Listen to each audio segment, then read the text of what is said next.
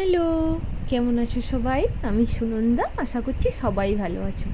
আজ তোমাদের সর্ষে ইলিশ রেসিপি করে দেখাবো।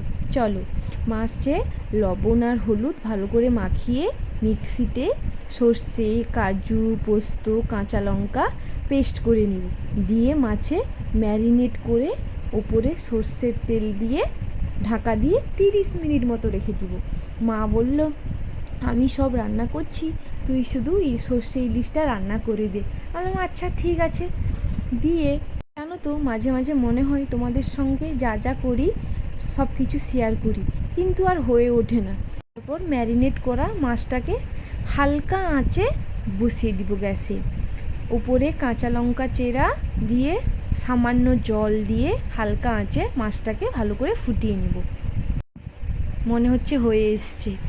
হয়ে এলে ওপরে সর্ষের তেল দিয়ে ভালো করে একটু নাড়াচড়া করে আমি নামিয়ে নিব। দেখো বন্ধুরা, আমার সর্ষে ইলিশ রেডি।